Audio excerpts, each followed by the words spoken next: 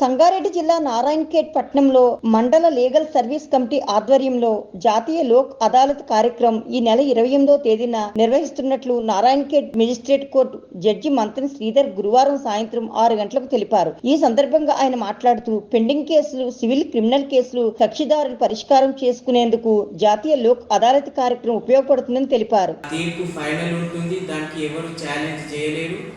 ఒక్కసారి ఆ తీర్పు వచ్చిందంటే అది ఫైనల్ అయిపోతుంది. అయితే ఈ మెయిన్ ఉద్దేశం ఏంటంటే లోక్ అదాలత్కి మనము ఊర్లలో ప్రశాంతంగా ఉండాలి, కలిసిమెలిసి ఉండాలి, జగడా చేయకుండా ఉండాలి. మనము వాళ్ళు ఇద్దరు పార్టీస్ కూర్చొని రాజీ అయ్యే టర్మ్స్ అండ్ కండిషన్స్ మా ముందు పెడితే ఆ టర్మ్స్ అండ్ కండిషన్స్ ప్రకారమే వాళ్ళిద్దరు రాజీ అయ్యే టర్మ్స్ అండ్ కండిషన్స్ మీదనే అవార్డు పాస్ చేస్తాము.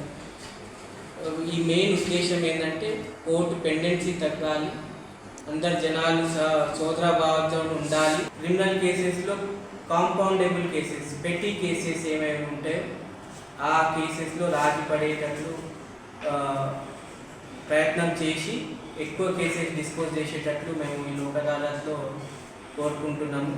సివిల్ కేసెస్లో ల్యాండ్ కేసెస్ ఏమైనా ఉంటే, మ్యాట్రిమోనియల్ డిస్ప్యూట్స్, ఎంసీ, డివిసీస్ ఏమైనా ఉంటే, చెక్ బౌన్స్ కేసెస్ ఉంటే మా ఇద్దరు పార్టీస్ రాజీపడి మా ముందు వస్తే వాళ్ళు కాంప్రమైజ్ అయ్యే టర్మ్స్ అండ్ కండిషన్స్ మీద ఆ కేసెస్ డిస్పోజ్ చేస్తాము.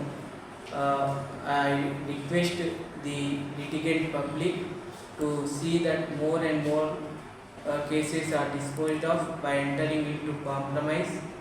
The purpose of the Lok Adalat is to see that the litigant public harmoniously resolve their disputes on their own and as per the terms and conditions which they enter into.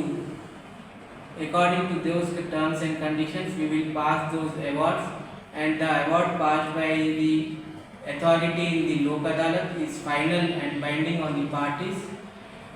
The said award cannot be challenged, and the main advantage of this Lok Adalat is that the parties will not incur any expenditure, less expenditure will be incurred, and they can save time and money for their livelihood instead of roaming about in the courts.